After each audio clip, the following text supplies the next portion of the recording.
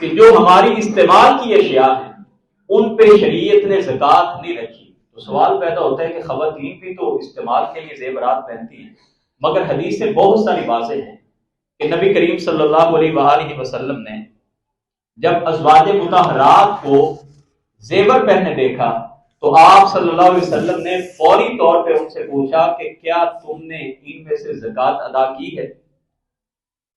تو یہ حدیثیں ثابت کرتی ہیں کہ زیورات خواہ وہ استعمال کے لیے ہوں، اگر سال گزر جائے اور وہ سونا نصاب کو پہنچ جائے تو ہم نے اس میں سے زکوٰۃ ادا کرنی ہے. حضرت ام سلمہ رضی اللہ تعالی عنہا نے پازیب پہنی ہوئی تھی، تو آپ نے فرمایا کہ اگر تم اس میں سے زکوٰۃ دے دو گی تو پھر یہ کنز نہیں بنے گا، پھر تمہارے لیے جائز ہوگا.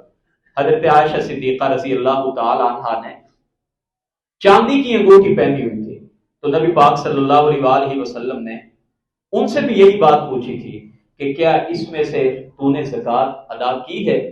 تو آپ نے فرمایا تھا اگر تو نے زکوٰۃ ادا نہ کی تو تو نے دوزخ میں سے اپنے لیے حصہ منتخب کیا.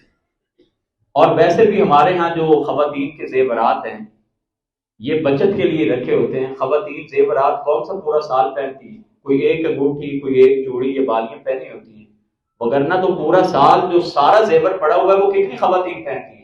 تو زیورات گھر میں اسی لیے رکھے ہوتے ہیں کہ کل کو بیٹی کی شادی ہوگی، بیٹے کی شادی ہوگی، تو یہ ہم بیچ کے یہ بیٹیوں کو دے دیں گے تو ہماری وہ ضرورت پوری ہو جائے گی. تو یہ جو بچت ہے اسی بچت کے اوپر شریعت نے ہم پہ زکوٰۃ فرض کی ہے. ہیلے بہانے کرنے کے لیے، زکوٰۃ سے بچنے کے لیے اگر کسی کے پاس 10 تولے سونا ہے تو وہ پہلے ہی کہہ دیتے ہیں جی میں نے اپنی 2 بیٹیوں کو 5 تولے دے دیے، پتہ ہے نا 7.5 تولے پہ فرض ہو جائے گی. تو ہیلا بہانہ کرنے کے لیے کیا کر دیتے ہیں کہ جی میں نے تو یہ اپنی دونوں بیٹیوں کو دے دی ہیں، اور ایک بیٹی کے 5 تولے نہ وہ نصاب کو پہنچا نہ دوسری بیٹی کا سونا نصاب کو پہنچا، لہٰذا فرض ہی ہوئے. تو یہ ہم کس کو دھوکہ دے رہے ہیں؟ بیٹیاں کس کی ہیں؟ اللہ تعالیٰ نے تو قرآن میں فرمایا کہ قوا انفسکم واہلیکم نارا، اپنے آپ کو بھی اور اپنے گھر والوں کو بھی دوزخ سے بچا لو. اور حضور اکرم صلی اللہ علیہ وسلم کے دور میں بھی اس طرح کے ہیلے بہانے بعض لوگ کرتے تھے، تو آپ نے منع فرمایا تھا. اور آپ صلی اللہ علیہ وسلم نے فرمایا تھا کہ جو اکٹھا سامان ہو نا، اکٹھا مال ہو، اس کو زکوٰۃ سے بچنے کے لیے الگ الگ نہ کیا کرو، اور جو الگ الگ مال ہو اس کو اکٹھا نہ کیا کرو. 40 بکریوں پہ زکوٰۃ فرض ہو جاتی.